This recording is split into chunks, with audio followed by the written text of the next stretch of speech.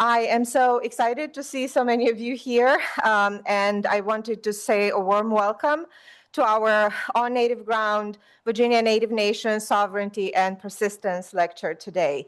My name is Christina Stanche, and I'm honored to serve as today's MC for this important conversation, presented as part of the VCU Provost Lecture Series and co-sponsored by the VCU Humanities Research Center and VCU Libraries. As a professor of English who works in Indigenous Studies and the director of the VCU Humanities Research Center, I'm especially grateful to see so many of you today here. We had about 300, a little over 300 people registered. Our capacity, I'm told, is 270, so it's pretty close. I want to give a special welcome to those who traveled significant distance to be here with us today, our speakers, as well as other tribal members from nearby reservations. Thank you for being on our campus and for honoring us with your presence. I'd also like to thank Ms. Kelly Cagle. Can you wave at us? There she is. She's an English teacher from Greenbrier East High School in Lewisburg, Virginia, West Virginia, who made the 3-hour journey each way, with her 11th graders, English students, to be part of this event. Thank you.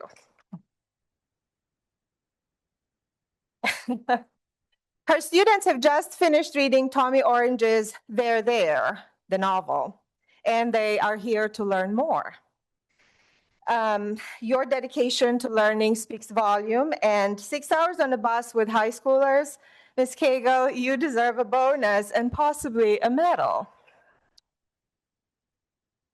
This event would not be possible without tremendous support from our academic community.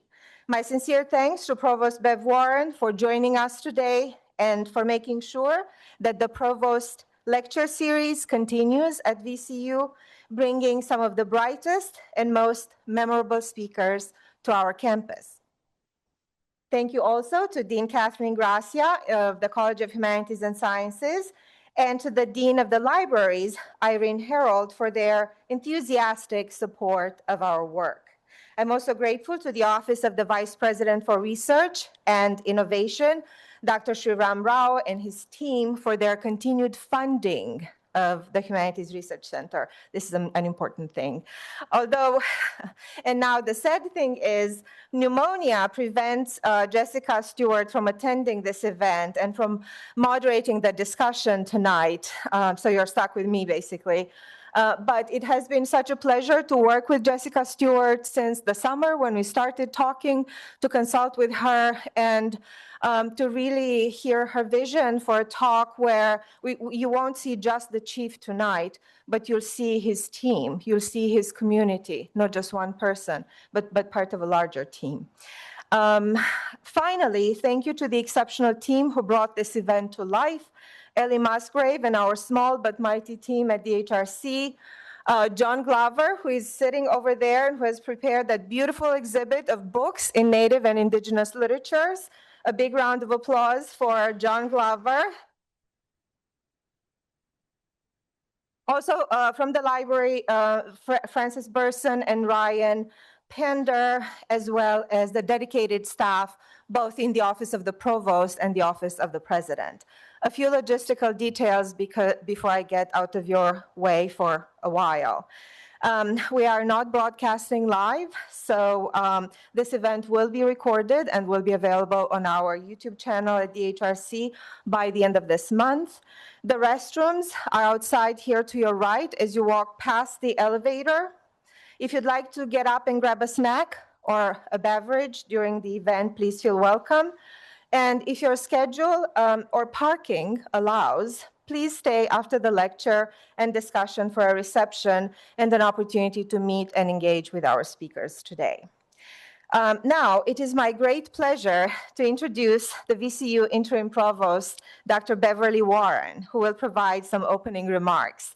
Dr. Warren returned to VCU this past June, bringing decades of academic leadership experience.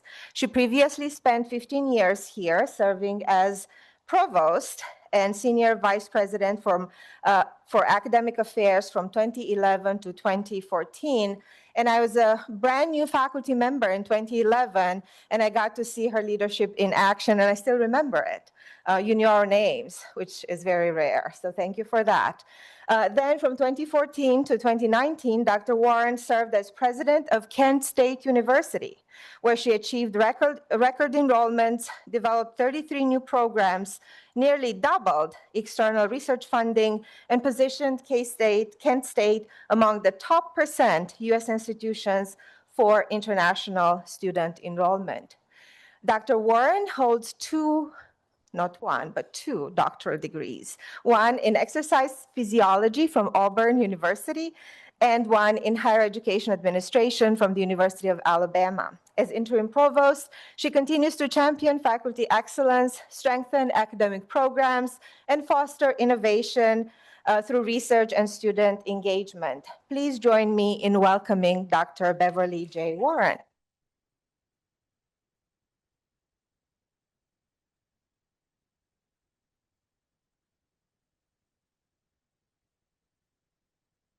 Well, good afternoon, everyone. If you endured that introduction, then it's my pleasure, my deep pleasure, to welcome you here to such a special occasion. On behalf of Virginia Commonwealth University and President Michael Rao, I do want to say welcome and thank you for your willingness to come and listen and learn and be a part of a really important conversation. At VCU, we believe that the strength of our university lies in the connections we build with one another and with our communities. And whether it's through research or teaching or dialogue, we remain committed to creating spaces where we can learn from one another and where voices are heard, they're respected, and they're celebrated. And today's program is an example of the priority that we place on those valued voices and that we really learn when we're willing to listen. And it deepens our understanding of the issues that shape our shared future, and we honor our lessons from the past.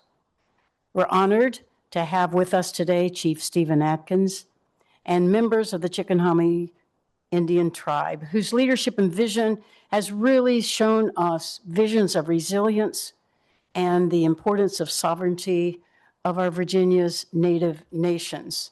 This event offers us a chance to not only listen, but to really reflect on the responsibilities that we have to share in justice, in belonging for all, and in cultural preservation. And I'm so pleased and honored that we have this opportunity to gather in this space and to really learn from one another and learn from our past so that our future is brighter. I do want to thank the co-sponsors again, the Humanities Research Center and VCU Libraries. I thank you for your help in making this event possible. And I'd also like to give a special thanks to Dr. Christina Stanshew. She is one powerful director of the VCU Humanities and Research Center. She holds me accountable on a daily basis, and I really appreciate her research that really centers in the subject matter that you're going to hear tonight.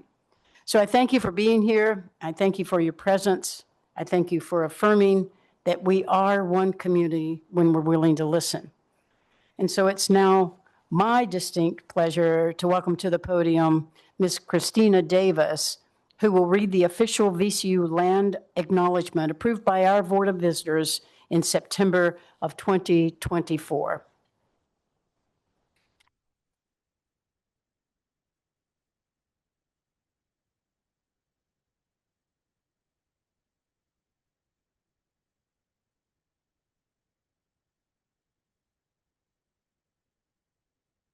Mangapo, it is my honor to read VCU's land acknowledgement, one step among many in our ongoing work to educate our community and recognize the tribal and sovereign nations within the Commonwealth. While some may see these as mere words, for me and others, they are a call to accountability, a reminder of our responsibility, and a commitment to live by the principles they embody. Virginia Commonwealth University and VCU Health Systems acknowledge that we live and work on the traditional lands of the Powhatan chiefdom and the Monacan Nation, that our ancestors and future generations. This acknowledgement demonstrates our commitment to contribute to the work of truth and reconciliation, to educate ourselves about Indigenous cultures, and to make visible Virginia's Indigenous histories and untold stories. By recognizing Virginia Native peoples' relationships to these lands, we affirm their ongoing presence and their rights to self-determination. Virginia Commonwealth University and VCU Health Systems commit to learning the history of this land and to expanding and cultivating meaningful relationships with the 11 Virginia Native tribes, 7 federally recognized nations: Chickahominy Indian Tribe, Chickahominy Eastern Division, Monacan, Nazman Tribe, Pamunkey, Rappahannock, and Upper Mattaponi, and 4 state-recognized nations: the Cherokee, Mattaponi, Nottoway, and the Potomac. We also recognize and commit to expanding and cultivating meaningful relationships with the Algonquian, Iroquois, and Siouan language-speaking peoples of Virginia. Kana.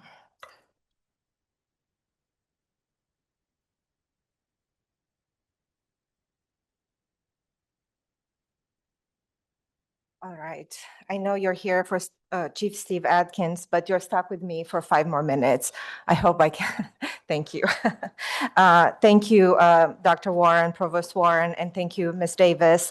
This acknowledgement that many of us here in this room have worked towards for many years is not ceremonial. It reminds us of our responsibility to listen, to learn, and to act. And in that spirit, this is what we hope to do here today. I started researching my notes last night, and I had no idea that Bush Sr. actually started Native American and Indigenous Month in 1990. Did you know this? So it started a long, long time ago.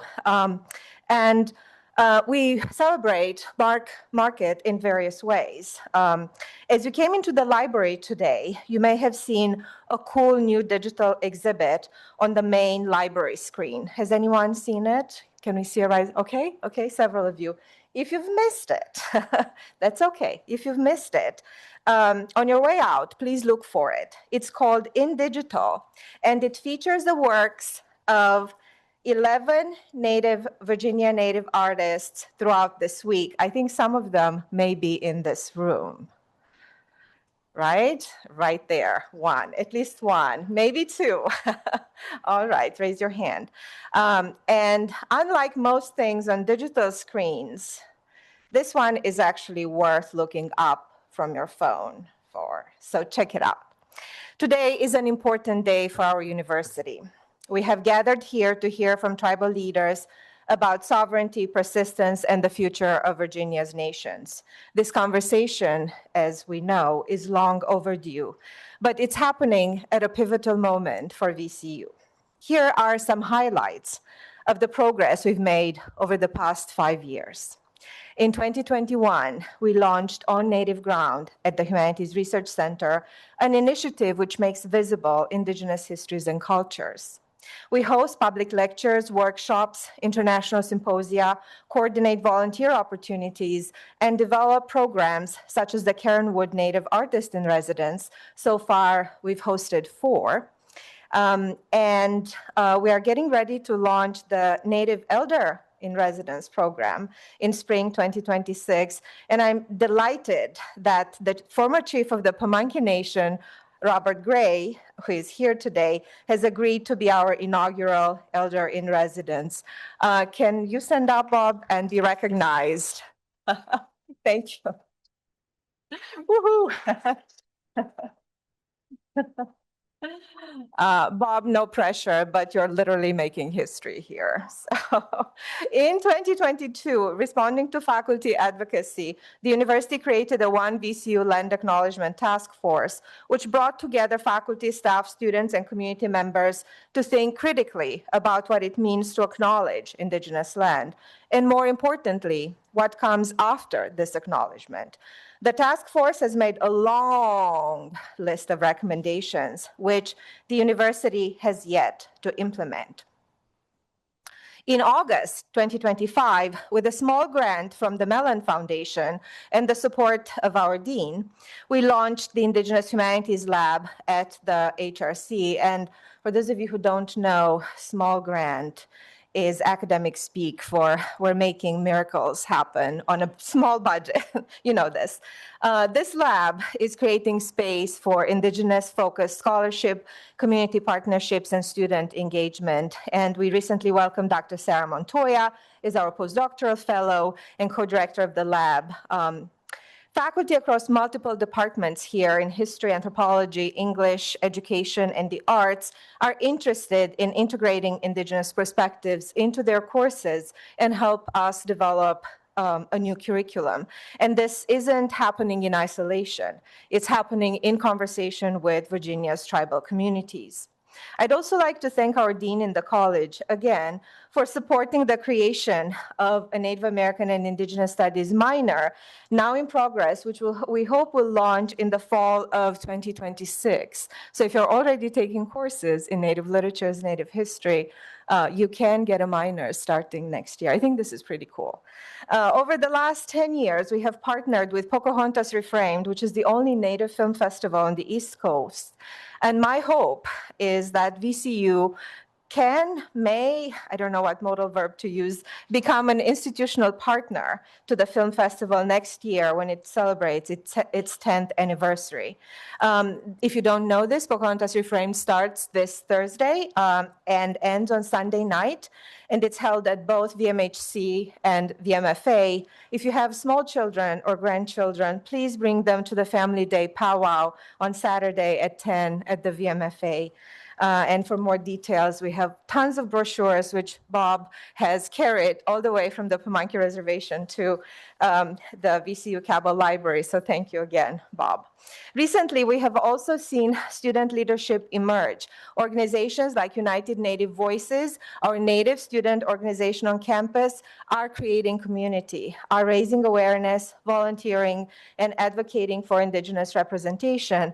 And they're doing the work while they're taking exams, which is honestly superhuman sometimes.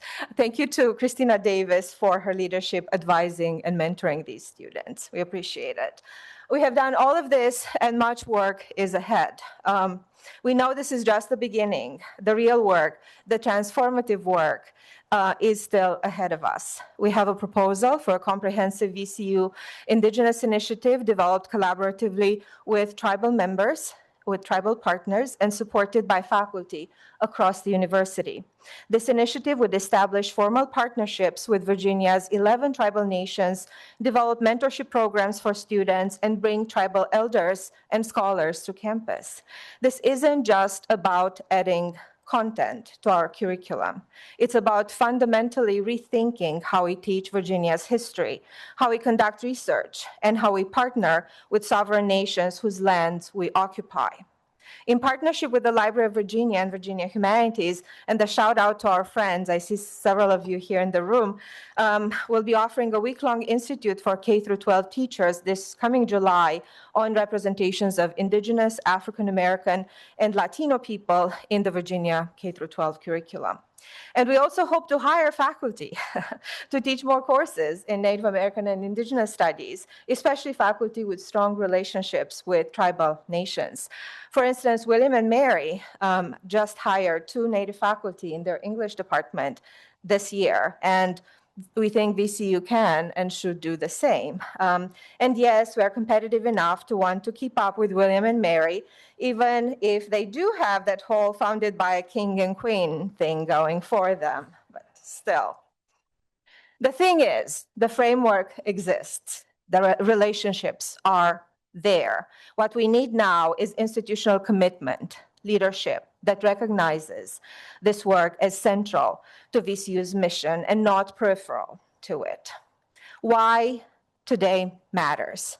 Today, you'll hear from Chief Stephen R. Adkins, Principal Chief of the Chickahominy Indian Tribe, who has spent decades advocating for federal recognition, which finally came in 2018 for 6 Virginia tribes. And he brings both lived experience and decades of institutional knowledge about what it takes to build authentic partnerships. Joining him for a panel discussion will be Assistant Chief Wayne Adkins and Tribal Councilman Troy Adkins, over here, leaders who bring expertise in economic development, tribal governance, finance, education, and youth programming. Their panel discussion will follow a screening of a brief documentary just released November 5th, Resilience on the River, the Chickahominy Indian Tribe, which tells the powerful story of the Chickahominy Nation. I don't think you were expecting to watch a film as well, so it's a short one. Together, they will share the story of Virginia's native nations, not as distant historical narratives, but as a living contemporary reality. And your role today, I have a job, I have a mission. For the students in this room, always the teacher, right? For the students in the room, you are the ones who will, and we have a lot of you, and thank you so much for being here. You are the ones who will shape what VCU becomes, whether your education will include the full history of this place, more than 5,000 years of Indigenous presence, not just 400 years since Jamestown. That's a lot more material than you'll find in the standard Virginia history textbook, which, let's be honest, could use an update. For the faculty in the room, you have the power to transform the curriculum, to build research partnerships that respect sovereignty, to mentor students into this work, and to use your voice in faculty governance to advocate for this Indigenous initiative. For staff and administrators, thank you for championing this work in your units and for advocating for institutional commitments that turn proposals into reality. And for our community members, we are very lucky to have many of you with us today. Thank you for being here. Your presence matters. Your support for Virginia's tribal communities, attending events like this, or the Pocahontas Reframed Film Festival, learning accurate history, volunteering, building relationships, all of this creates momentum. And here's a final thought. Land acknowledgements are important, but they ring hollow without action. Today, we have the opportunity to move beyond symbolic gestures toward genuine partnerships, to hear directly from tribal leaders about what meaningful collaboration requires and the consequences of failing to honor our commitments. Under the tireless leadership of Cheryl Garland, is Cheryl here? Over there. Thank you for being here. Under her tireless leadership, the VCU Health Tribal Partnership Work Group on the MCV campus is already demonstrating what's possible. But isolated efforts are not enough. What we need is a coordinated university-wide initiative that unifies our scattered projects into a coherent strategy, one that positions VCU as a leader in authentic Indigenous partnerships rather than a passive observer. So please listen deeply today, ask questions, and then ask yourself, what role will I play in making VCU a place that truly honors the land we stand on and the people who have stewarded it for millennia? And now on to the real thing. It is my honor and pleasure to welcome Chief Adkins to VCU. Chief Adkins, as some of you know, is a graduate of Bacone Jr. College and also of VCU, where he received his Bachelor's of Science in Business Administration. He retired from the Commonwealth of Virginia as Chief Deputy Director of the Department of Human Resource Management, and from DuPont after 40 years of service. Chief Adkins has served as Principal Chief of the Chickahominy Indian Tribe since 2001. He has been a member of the Jamestown 400th Commemoration Commission, the 2019 Commemoration American Revolution, and currently serves on the Jamestown-Yorktown Foundation Board of Trustees. That's a lot of words for a board. He served on the Charles City School Board for over 20 years. And my favorite part is a deacon and Sunday school teacher at Samaria Baptist Church. So he's basically earned retirement 3 times over, and yet here he is still teaching us. Please join me in welcoming Chief Stephen Adkins to VCU.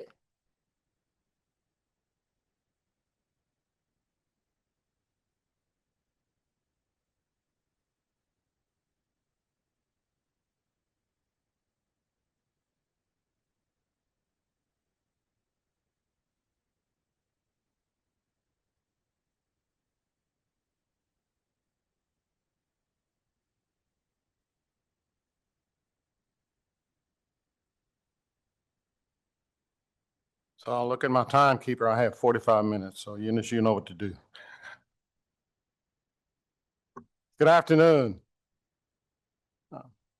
Madam Provost, Beverly Warren, tribal leaders, guests, and to the various deans that I had the privilege of meeting just a few moments ago. And I would like to ask the tribal leaders who are heads of state if they would just stand and be recognized.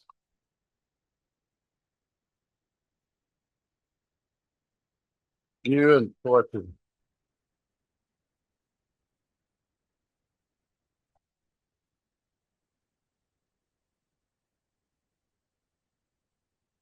Thank you so much. And Christina Davis, your passion around reading that resolution really did, it stirred me. I think your passion was very evident. I'll digress a moment. I met with Dr. and Mrs. Rao at the Tribal Center. He broached the subject of land acknowledgement. And I said, well, if it's not substantive, please don't waste your time, nor do I want you to waste mine. I said, if it's just words to salve the conscience of folks who are on land that was misappropriated from Native people, I really don't want to hear it.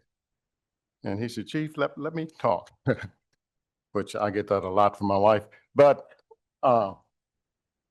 he said, we're very sincere, and substantive things will emerge to back up the words that are included in that land acknowledgement.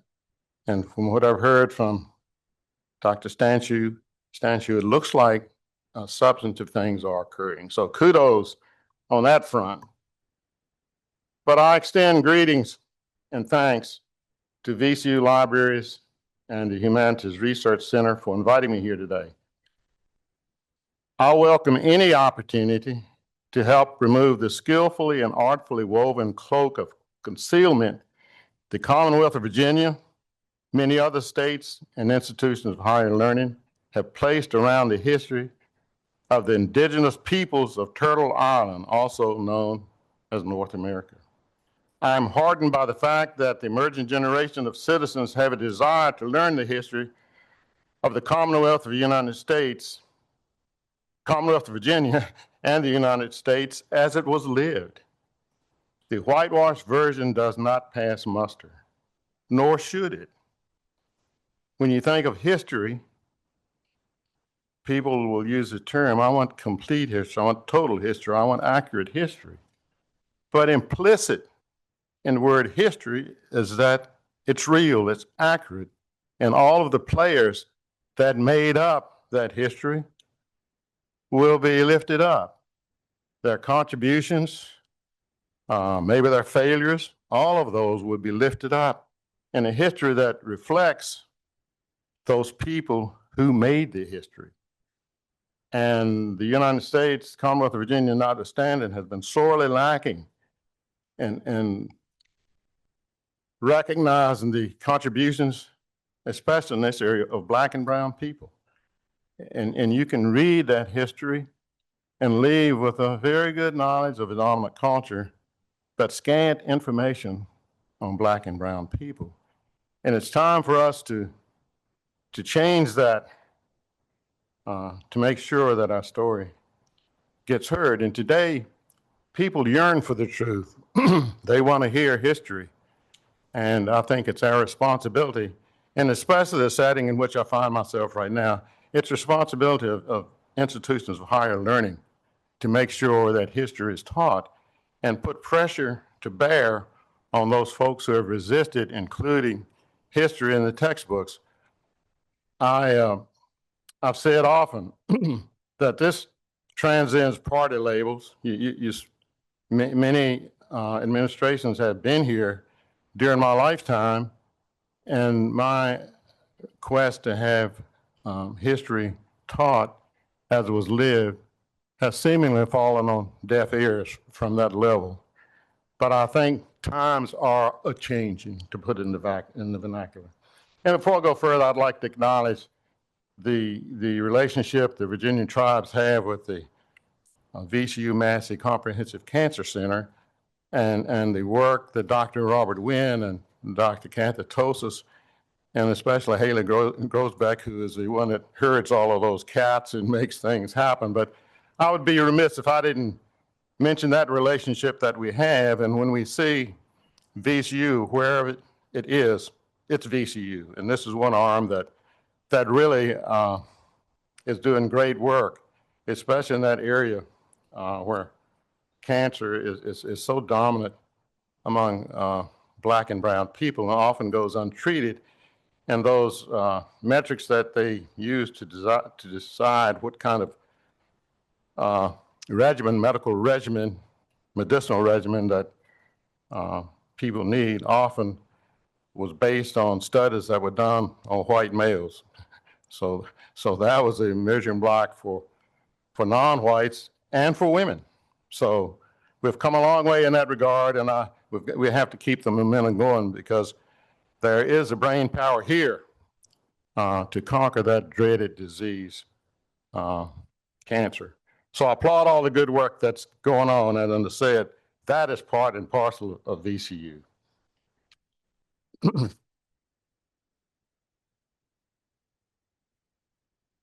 I thank VCU for its efforts to properly acknowledge this land relative to its indigenous inhabitants. I'm a proud VCU alum. Go Rams!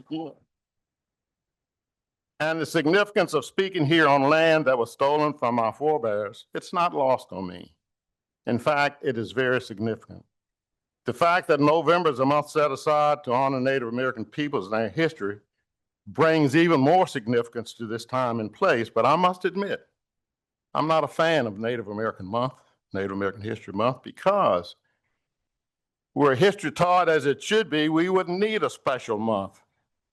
If it's part of the ongoing lesson plans in classrooms from pre-K through PhD in history, we don't need this special time. So I want you to hold hands and push forward to ensure that textbooks teach history so we don't have to have a special month that's designed to tell people who Native Americans are.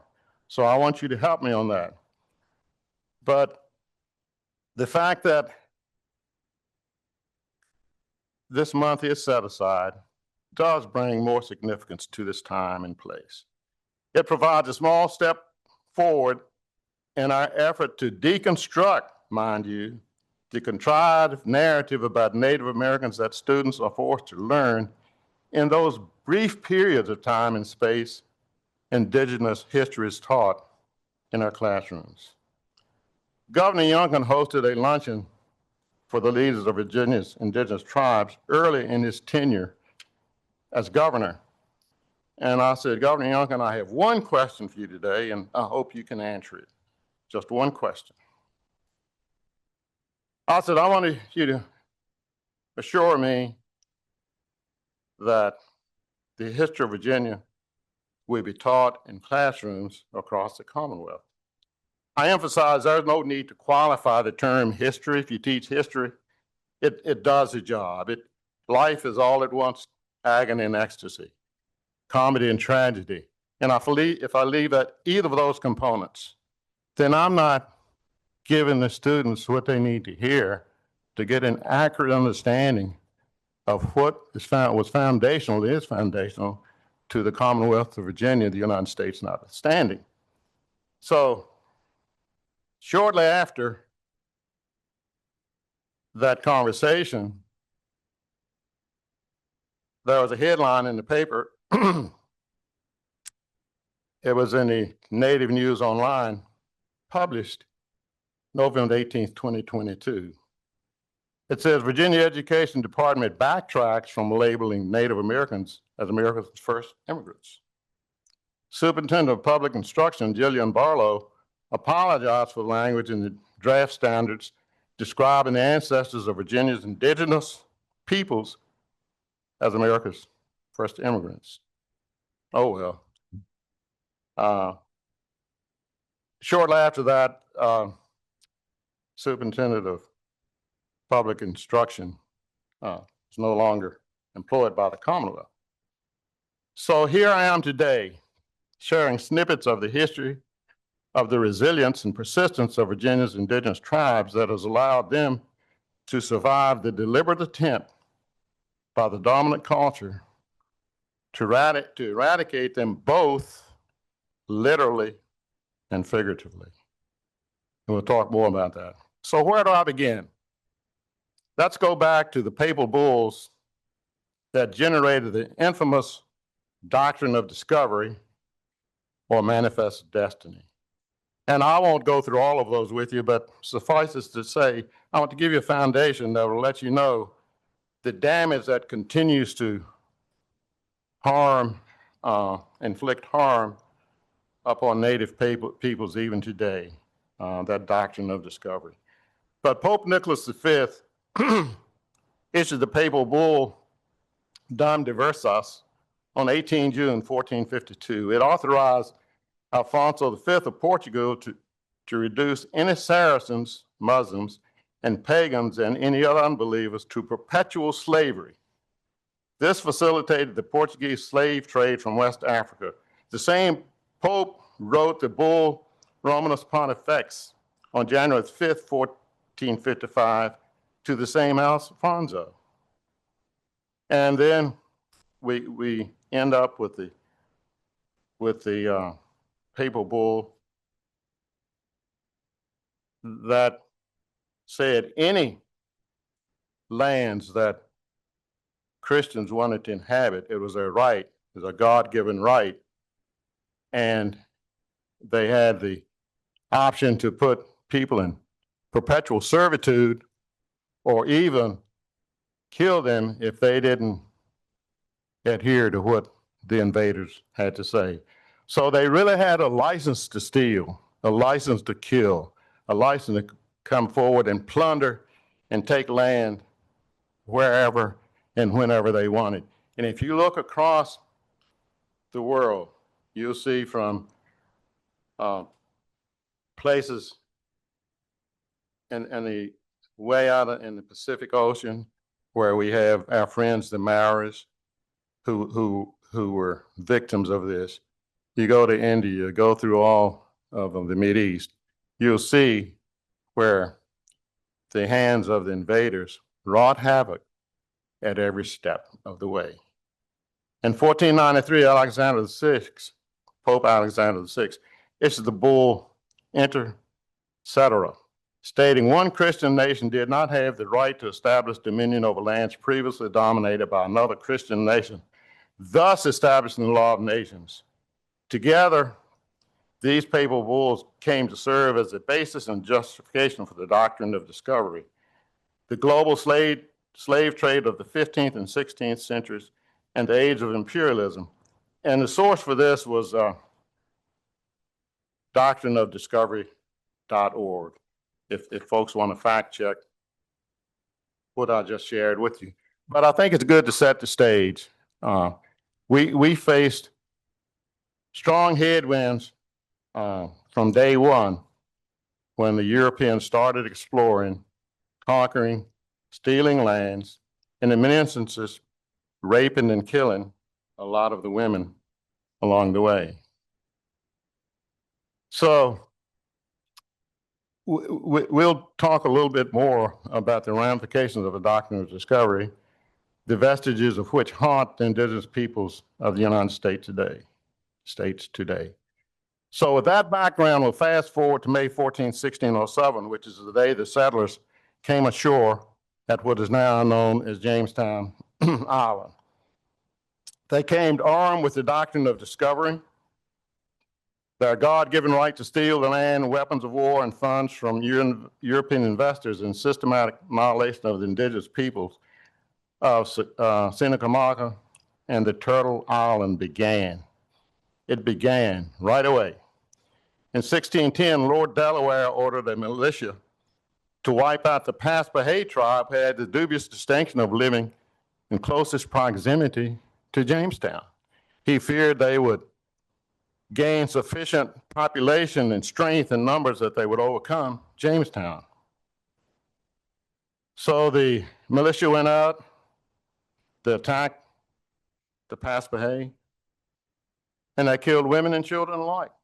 The chief, whose name was Wowinchapunky, thank you, Mom and Dad, for not naming me Wowinchapunky. But he wasn't there, but his wife was.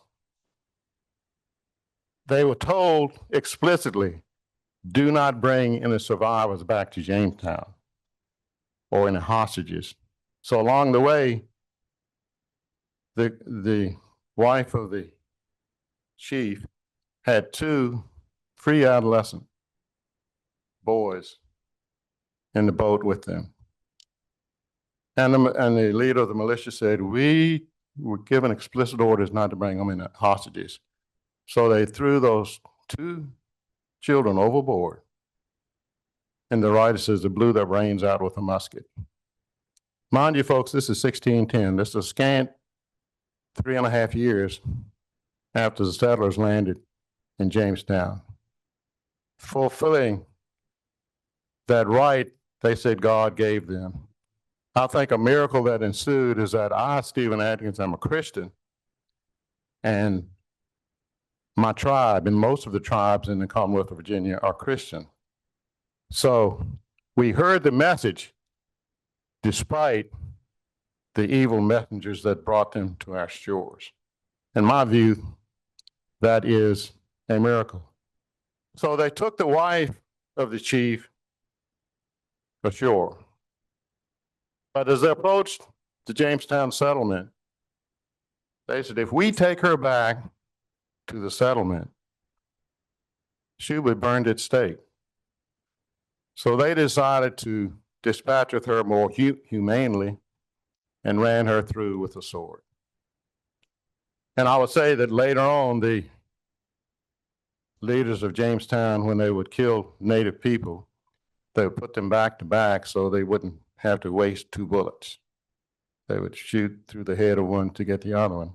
And the history books don't talk about that. It's painful. And some of you may be offended to hear it today, but to put it in the base vernacular, you just got to suck it up, because I'm sharing the truth with you. So the carnage continued.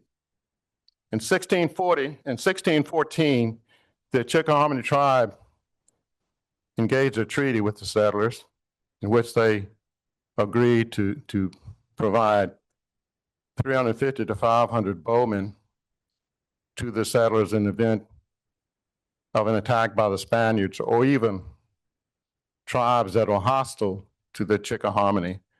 And Wayne, that was hard for me to swallow. I didn't want to see them taking up arms against fellow tribes, but you know, and there are family feuds, to wit the Hatfields and the Coors, so even families feud, and sometimes things get out of hand. But we signed that treaty. And I would ask you, if you don't agree with me, raise your hand. Don't you think that was history worthy? Don't you think it'd have been good for people to understand and to read that first treaty? But no, you don't read it in history books because the powers that be decided it wasn't worth putting in the textbooks. In 1619, the first English-speaking representative government was seated at Jamestown. and I'll say representative government tongue in cheek because you weren't represented if you weren't a landowner owning male. You weren't represented if you were female. So what I'm saying is representative government that was peopled only by males. So it's far cry from real representation, but it was a first step. And while I have some issues with some things that have occurred in the United States, there's no land of which I would rather be a citizen, next to being a citizen of the Chickahominy Indian Tribe. But with all of the negative things, this is still the best place in the world to live, in my opinion. So this assembly was seated 1619. A scant 27 years later,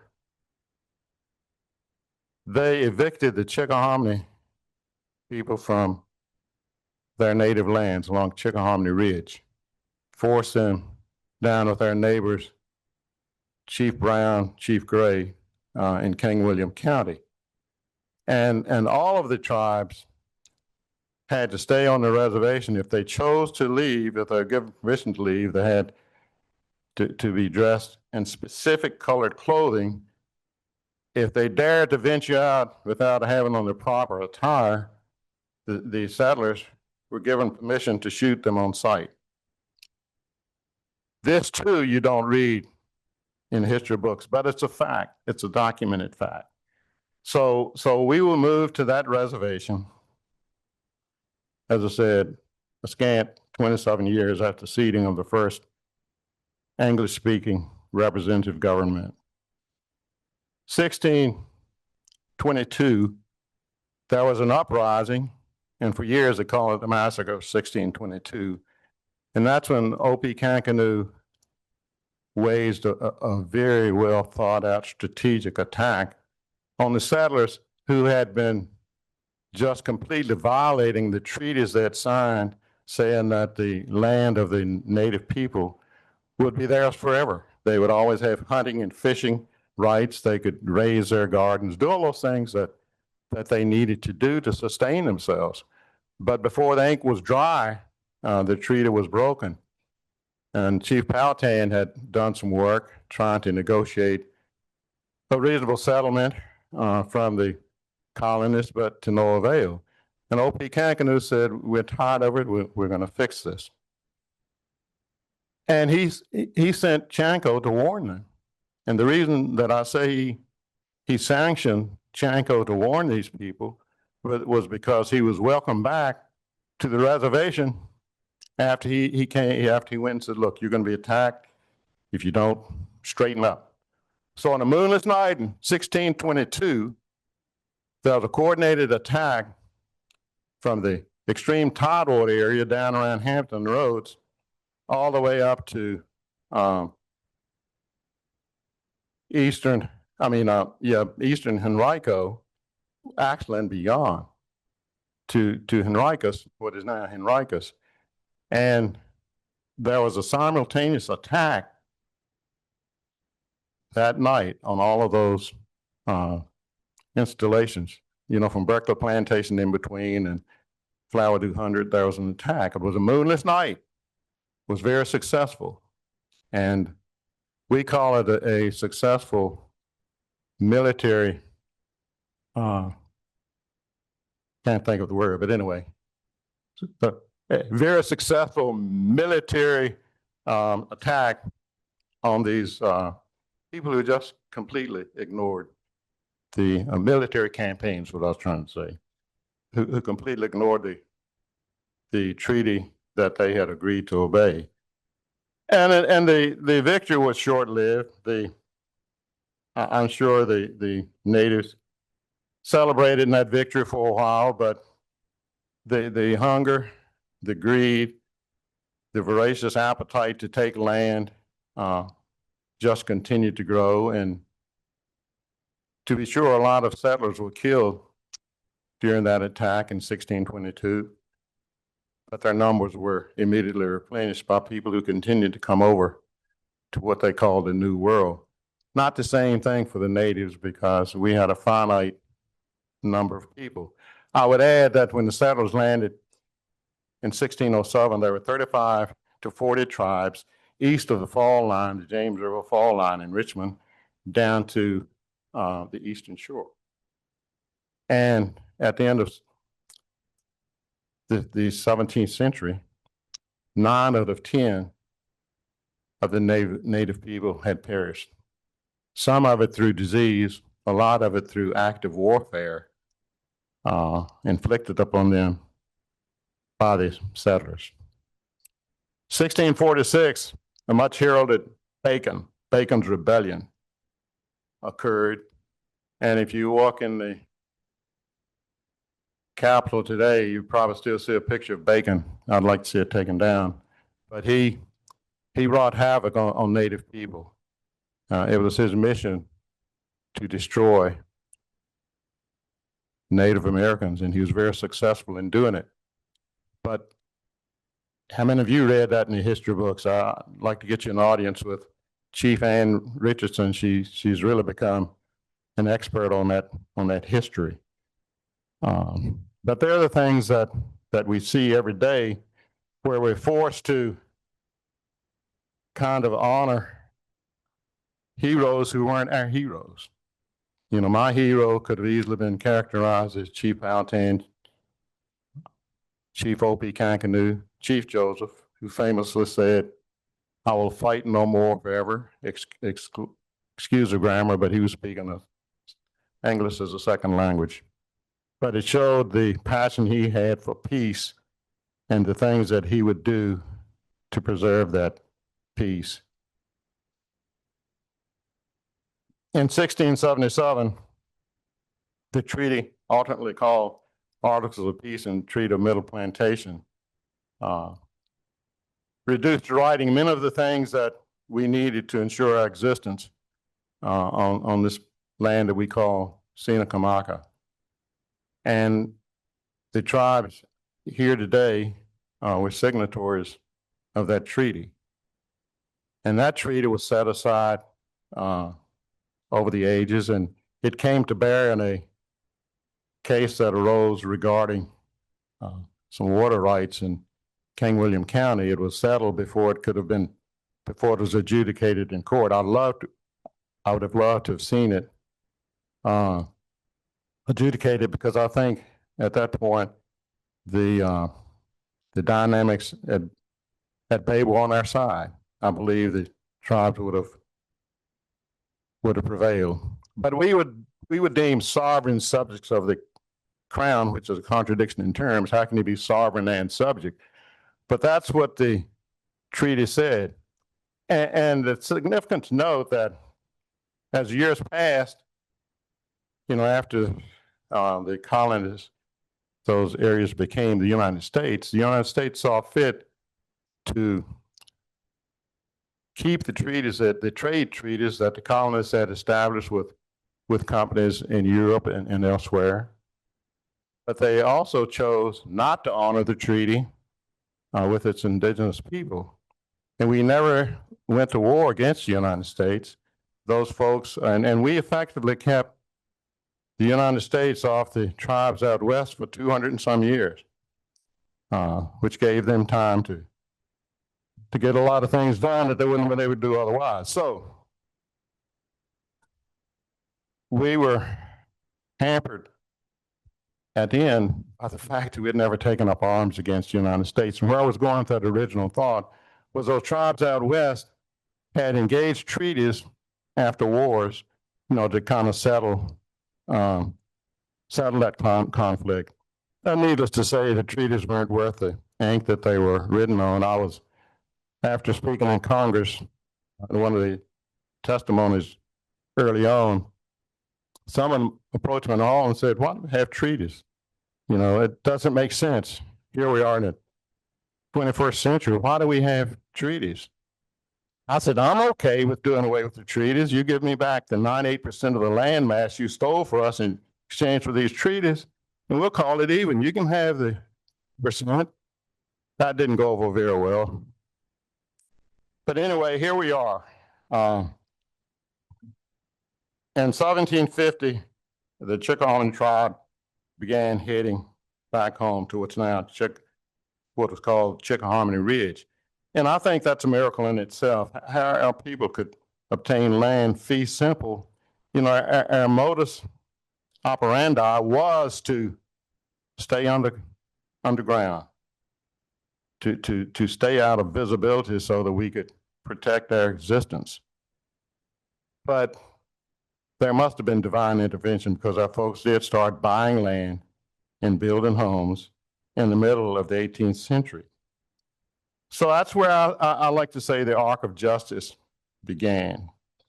So if you look at 1750 and you fast forward to 1776, there was a document written, and the preamble says, "We hold these truths to be self-evident that all men are created equal, that they're endowed by their Creator with certain inalienable rights, that among these are life, liberty, and the pursuit of happiness."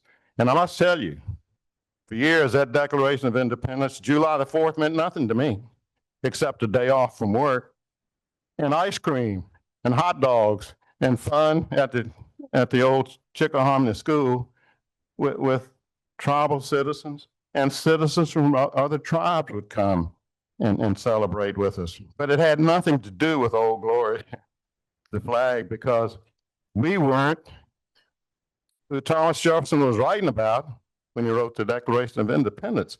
If you look at about the third paragraph from the bottom, it says the crown has incited these savages along the frontier whose methods of warfare don't distinguish, it doesn't discriminate between killing men, women, and children, all sexes.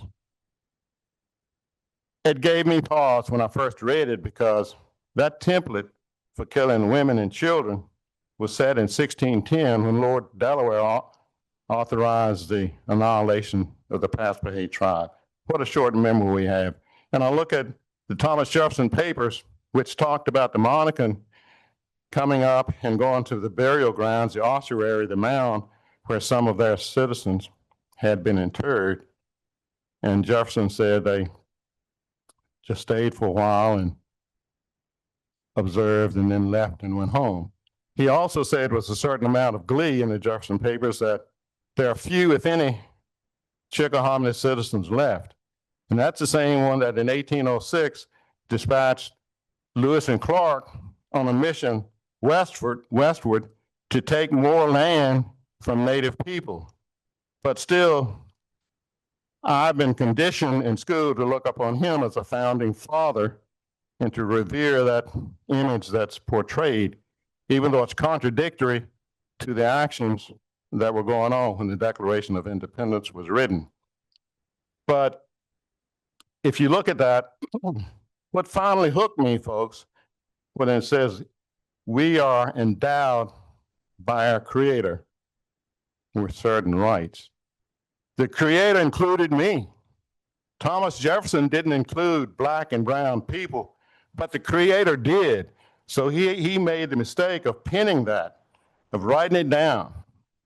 All men, women are created equal. And the right to pursue happiness perhaps can't be quantified, but the negative impact of not being able to pursue happiness is painfully obvious. In that last paragraph that I referenced, he said, these savages whose known rule of warfare is an undistinguished destruction of all ages, sexes, and conditions. So then if you go forward a little more to the 1790s. In 1798, the Constitution of the United States was ratified by the 13th, got the 13th signature. So it became law, became the law of the land. And that starts out, we the people of the United States, in order to form a more perfect union, establish justice, ensure domestic tranquility, provide for the common defense, promote the general welfare, and secure the blessings of liberty to ourselves and our posterity, do ordain and establish this Constitution for the United States of America. We see the arc of justice bend in the right way in these words that were proclaimed. And within that Constitution, there's the much heralded Second Amendment that I think is grossly misinterpreted. It said, the Second Amendment says a well-regulated militia being necessary to the security of a free state, the right of the people to keep and to bear arms shall not be infringed. But for me and black and brown people, that right to bear arms was so they could kill those savages who would threaten to have the audacity to rise up and defend the land that was being taken from them. The Fourth Amendment should resonate with all of us. The right of the people to be secure in their persons. The right of you and I to go to bed at night in our domicile, our residence, without fear that somebody's going to come in under the authorities of the government to violate our privacy. The right of the people to be secure in their persons, houses, papers, and effects against unreasonable search and seizures. And I might add that in the 20th century, during Prohibition, some of the white population, dominant culture, people would come into their homes to get their contraband whiskey. And they said, this is against the Constitution. This is against the Fourth Amendment. And they gained some traction in that. And eventually that prohibition was eliminated. But not so much for black and brown people. That right against unlawful search and seizure still exists today. People are still being trampled on under the auspices of law to come into their homes. And in some places, you've read headlines where people are actually killed when they're in their own home, and they're doing nothing illegal. And then the 14th Amendment, and I'll lift these up because they're near and dear to me. All persons born and naturalized in the United States, and should be dear to you, and subject to the jurisdiction thereof, are citizens of the United States and of the state wherein they reside. No state shall make or enforce any law which shall abridge the privileges of communities of citizens of the United States, nor shall any state deprive any person of life, liberty, or property without due process of the law. All of us should value equal protection of the law, under the law. All of us should rise up and demand that this Constitution that was written, mind you, it didn't look at black and brown people when it was written. That wasn't part of that calculus when they put it together, but it's law, and it needs to be enforced that way. In 1823, the United States Supreme Court ruled in Johnson versus McIntosh that the discovery rights of European sovereigns had been transferred to the new United States. And I would encourage you to go do some research and look at the trilogy. The three laws that were established by Chief Justice John Marshall, who has been heralded as one of the greatest legal scholars and practitioners in the history of the United States. But that doctrine of discovery was foundational to lots of the decisions that he rendered. And he said, it says the colonists acquire territory on this continent under the principles of the right of discovery. Countries then unknown to all Christian people. He says this is a right to take possession, notwithstanding the occupancy of the natives who were heathens, and at the same time admitting priority title of any Christian people. So it underscores what I said earlier. How could we embrace the Christian faith? And yet we did. And it's because we believed the message and disregarded the messenger. But Marshall is emphatic in adopting Christian discovery into U.S. law. He said the United States then have unequivocally acceded to that great and broad rule which is civilized inhabitants now hold this country, which is civilized inhabitants now hold this country. And can you rightfully say that killing Indians at will, is that what the civilized people do? I would beg the question, who is civilized? The invaders or the prey? And we were in fact the prey. They hold and assert in themselves the title by which it was acquired. They maintain, as all others have maintained, that discovery gave an exclusive right to extinguish the Indian title of occupancy, either by purchase or by conquest. And I'll end that with this. He said, the territory, no, he said, as infidels, heathen and savages, they were not allowed to possess the prerogative belonging to absolute sovereign and dependent nations. The territory over which they wandered and which they used for their temporary and fugitive possession was in respect to Christians deemed as if it were inhabited by brute animals. And that's the way we were looked upon in the eyes of Chief Justice John Marshall. But upon reflection, he was asked, to whom do you think this land really belongs?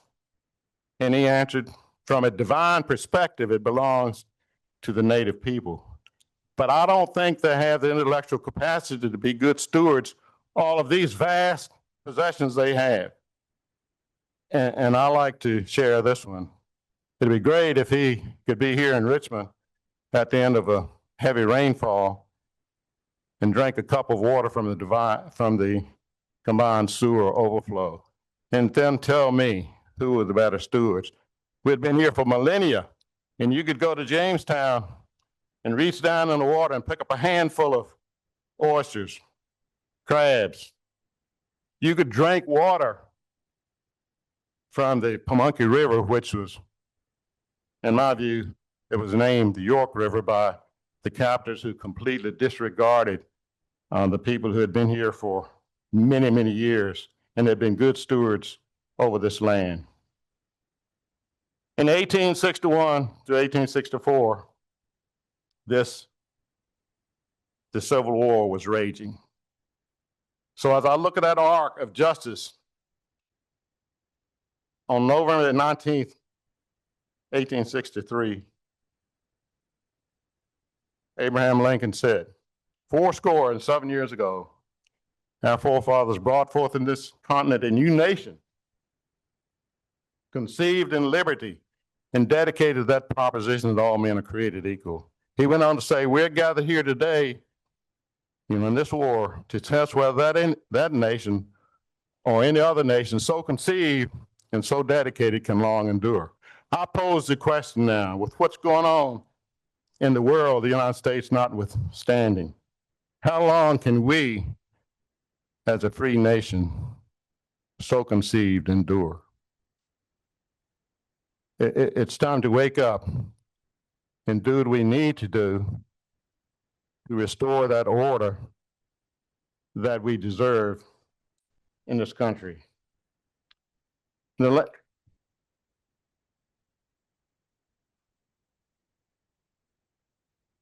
the last quarter of the 19th century, Frank Speck and James Mooney, noted anthropologists,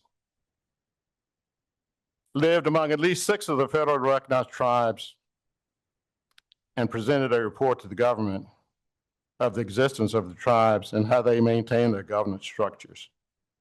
He also created what's called as the Mooney List in 1899. And those tribes that I know he visited included the Pamunkey, the Mattaponi, the Chickahominy, Eastern Chickahominy, which at that time was part of the Chickahominy, Rappahannock, and other tribes I probably failed to mention, but he said these people clearly are natives. They have an established polity, they meet regularly, and they carry on their traditions. And he presented that report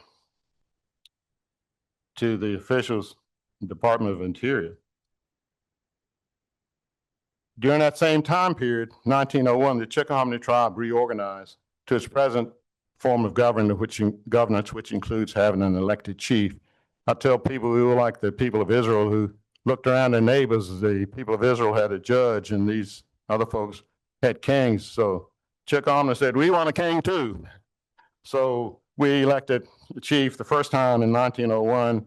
I'm the sixth chief since then, and elections are every 4 years. But part of that, we also established Samaria Baptist Church, which will have its 125th anniversary in 2026. And things are going well. We were reveling in the fact that this report from Speck and Mooney was going to be published, and we could finally get the federal recognition that we deserve. But another player came on the scene. His name was Walter Ashby Plecker. And under his pen, the Racial Integrity Act of the Commonwealth of Virginia kind of threw us under the bus. It said that any person with one drop of non-white blood was colored. And in that context, when he said colored, he meant African American. And Pocahontas saved us. Some of her descendants said, well, that means these were the FFVs, and you know what it stands for. One day, in not mixed company, I'll tell you what it stands for to me. But they said, this means we're colored, and we're not, you know. So he backed up on it, much to his chagrin, and he said, now I'm going to have to let these mongrels who call themselves Indians exist, and before long, they will intermarry with whites and just bring down the intellectual capacity of the whites, because these people are intellectually deficient, and they don't have the mental aptitude of the white race. And people like Adolf Hitler praised what he had to say, and bad things happen. I mean, Indian women were actually rendered in a position where they couldn't bear children. They were sterilized, and lots of horrific things were done to Indians in the Commonwealth of Virginia. The Racial Integrity Act says that no person could get married in Virginia as an Indian. It said children couldn't be given Indian names.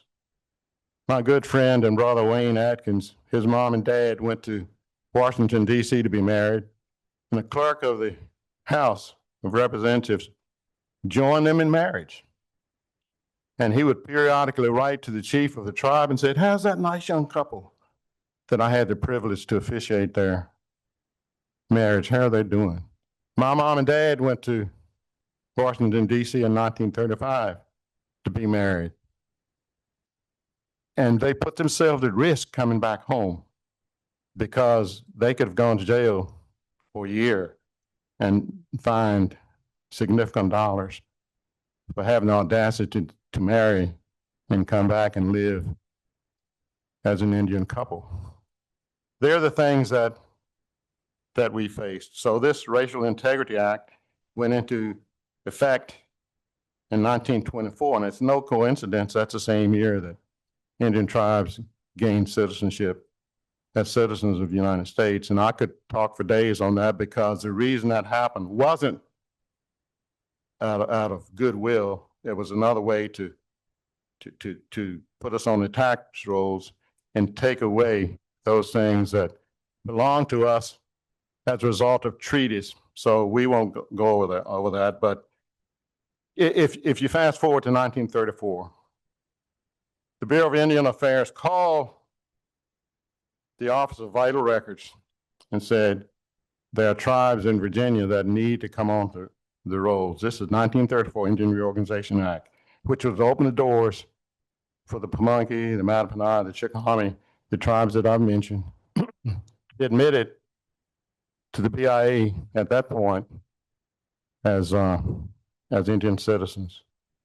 But that wasn't to be, because Plecker said there are no Indians in Virginia. 1936, Lula Shongo went to a school called Bacone High School. She got her high school diploma. She went on to get a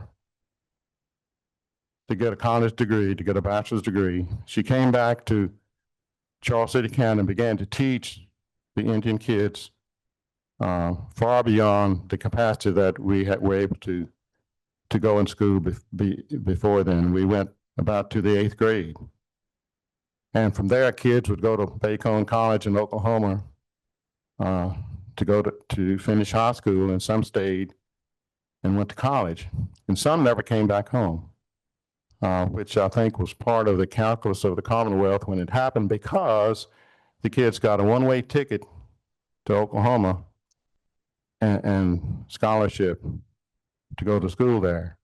Some of my brothers and sisters in the Pamunkey, Upper Mattaponi, and other tribes went to Michigan and Philadelphia and other places that were more receptive to Indian communities, and where they were able to obtain an education and get a good job and survive and prosper lots of times. But Chief Gray is one of those people who came back home and began to work with his tribe. Chief Kevin Brown underwent the same kind of thing, but Virginia didn't have a place for us. So that's part of the resilience. How am I doing on time? All right. So I'll just give you a few more snippets. In 1940s, the Chickahominy operated our own school, and other Indian tribes are doing the same thing. Some of our kids went to Bacone College, as I said. Some went to Oak Hill Academy here in the Commonwealth. Some went to Blue Ridge College, Bluefield College. Some went to Pennsylvania, California, North Carolina. In 1951, we built our own school. We'd had a school before then, but this one was modern. It was a brick building that we were proud for our kids to be educated in. And we had kids from Mattaponi and from New Kent who were bused over to Charles City to go to those schools. And we had people from Upper Mattaponi who boarded with some of the families in Charles City so the kids could go to school. In 1950, 2 students applied to the Medical College of Virginia, go to nursing school. One was from the Eastern Chickahominy, one was from Chickahominy, in the persons of Lucille Stewart and Marie Stewart, the mother of Wayne Adkins. And they were told in no uncertain terms that you're not welcome here at MCV. And I hope that's part of the substantive effect that can arise out of this land acknowledgement. I hope that somewhere within Virginia Commonwealth University, there can be funds to allow Indian students to go to medical school without having to pay tuition. It's a few more things that I'll share with you, and I'll fast forward to the 70s when and a couple of things occurred that I'll say where that arc of justice came to rest in 1954, Brown versus Board of Education. Many of you might not know about that, but that was a signal watershed moment for people of color and their ability to gain education in public schools. If I fast forward to 1964, the Voting Rights Act, which ended up being in 1965, that opened the door for people like me to vote and remove the barriers, the artificially imposed barriers that precluded participation by Black and brown people. And you're seeing a lot of the things that are going on today to try to even undo that Voting Rights Act, which is still sorely needed to make sure that everyone has access to the polls. And it's hard for me in my feeble mind to understand why people don't want the masses to vote. I say the more the merrier. People need to exercise that right. I've been told that if the only thing on the ballot was voting for a dog catcher, Steve Adkins would be there voting, and guess what? That's the truth. In 1978, we began our quest for state recognition. That happened because my wife was the chair of the Title IV Indian Education Program, where our kids came to school on Friday nights and on Saturdays to learn Indian culture, to learn those things in history that could help fortify them against the trash they were learning in schools regarding Native Americans. And we got a call from the Deputy Superintendent of Public Instruction in Charles City County to say, in order to participate in this program, you must be state recognized or federally recognized. I said, well, sure, we're state recognized. Well, it turned out a call went to the executive branch, and they were advised there were no state recognized tribes in the Commonwealth. They had the audacity to include the Mattapan Pamunkey, who in fact had been on reservations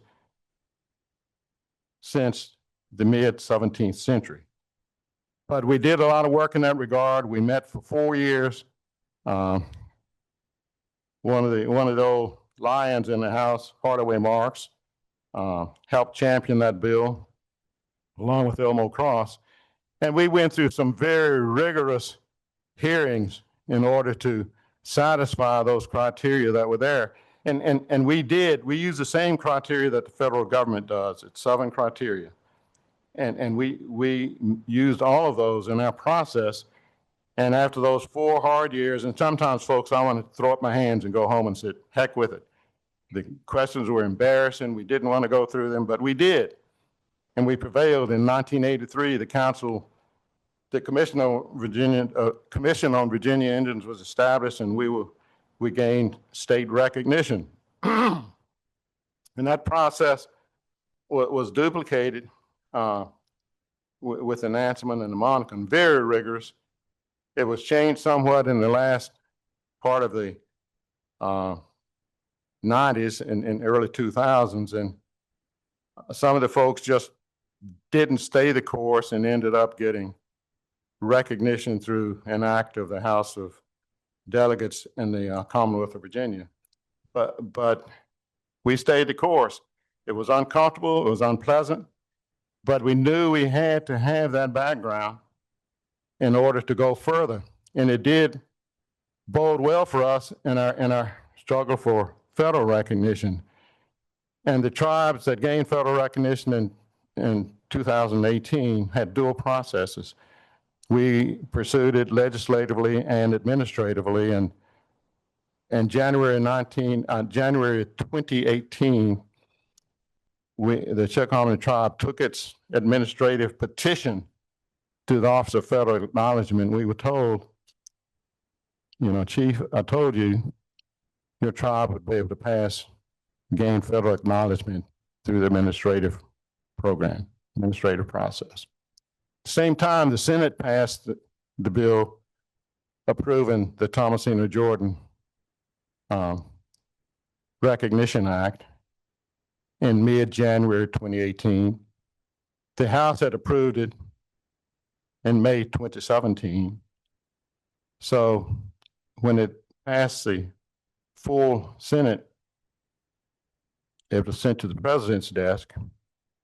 And I told Lee Fleming, Officer of Federal Acknowledgement, that whichever hit first is the one we would take. And it turned out to be the one the president signed into law on January 29th, 2018, which produced Public Law 115-121. We began that process in the early 90s. We had sessions with the technical advisory group, technical assistance group from the Bureau of Indian Affairs to meet with us. And we went through the process, and I was told, you may not get federal recognition, but look at what you learned about yourself. I said, you got this wrong, lady. We're teaching you about us. I know about myself. So, and ironically, when Wayne and myself went up to Lee Fleming's office in 2018, some of the same people that were on that technical assistance group were there. And I just kind of smiled when I saw them. Said, here we are. We didn't go for the consolation prize. We went for the real thing. Just before, and this happened, the acknowledgement came just before 7 p.m. on January 29, 2018. My friends, the Pamunkey gained federal recognition administratively in 2016, and you should have seen the people that came out of the cracks opposing them. People in California, people from here and yon, hither and yon, who were afraid that the Pamunkey would come up, and how could they do it? Take some of the benefits away from them, but that's, and they were getting a lot of press from non-natives who didn't want to see this tribe gain federal recognition. when I look at what we went through, we had a couple of detractors. John Warner adamantly opposed federal recognition for the Virginia tribe, stating that gain and will come to the Commonwealth, but I don't want Virginia Indians to be able to game. So I'll let you determine from that for yourself what that means. And then Frank Wolf in the House adamantly opposed it. So one Congress that would pass the House only to be stymied in the Senate. Then the next time it would pass the Senate to be stymied in the House. We actually went to Virgil Good's office and he wouldn't let us in. He said, I'm not going to even talk to you.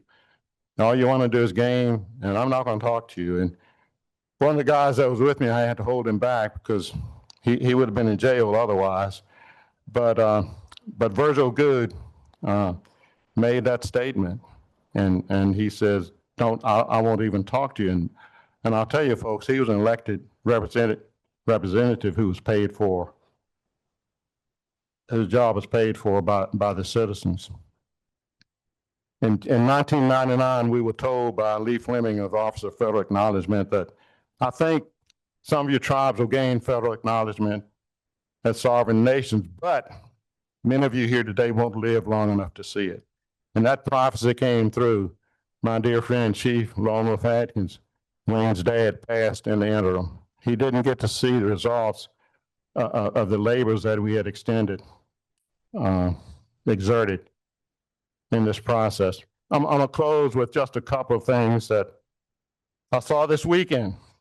This weekend, there was a commentary in the Richmond Times-Dispatch written by author and columnist Laura Bergman. Said, more than meets the eye. There's more than meets the eye to Thanksgiving. And she talked about the travails or hardships that people endured getting ready for Thanksgiving back in the 17th century. No water, no running water, no electricity, blah, blah, blah. And this was the dominant culture, calling it the first Thanksgiving. I took umbrage right away. Native people have been celebrating, giving thanks for millennia, thanking God for our spring planting and for our fall harvest. So my comment to Laura Bergman is that much more than meets the eye was there for you. And then there was another article that appeared, and it cited George Will wrote an op-ed. And he said that following orders from Congress in May 1779, George Washington ordered the total destruction of Native American settlements. It will be essential to ruin the crops now in the ground and prevent them from planting more. Now, this is after many Native Americans fought in the Revolutionary War, hoping for humane treatment in a post-war environment.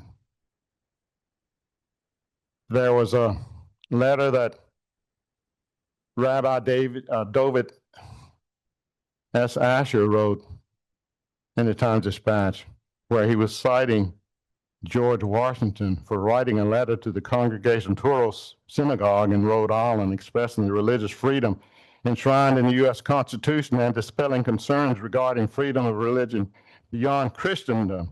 And here's what he said, I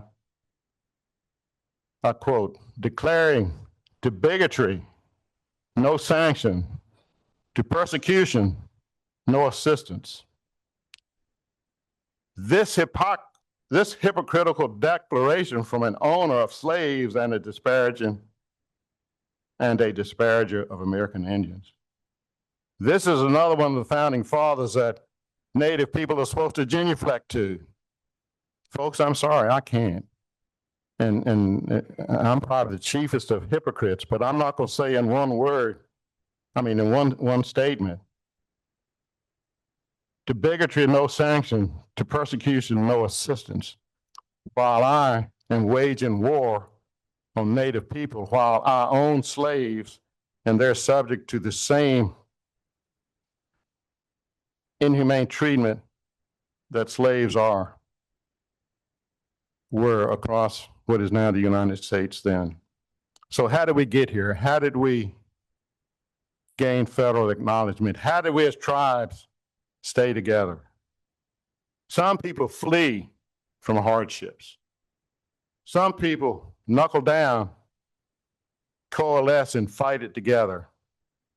And that's what these Indian tribes did for well over 100 years, for 150, longer than that. These tribes have gotten together every year for either a powwow or a church-related meeting.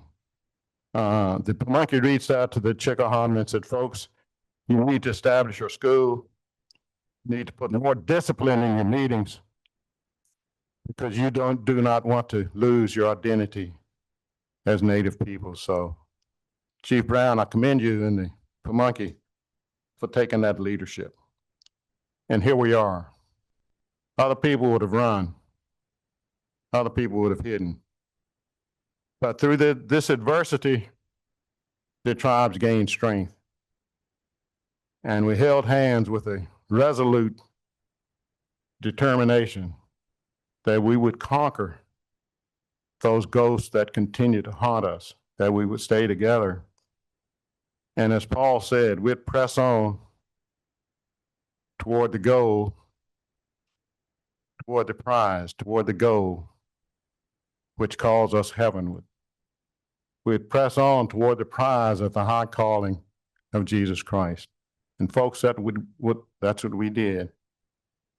The being to whom the doctrine of discovery ascribed the permission to come and kill us and take our lands. That same God we pray to every day and understand that it's his will that none should perish. I thank you for your time and attention, and we welcome any questions you might have. And I should say, forgive me for going over, but I think you needed to hear it.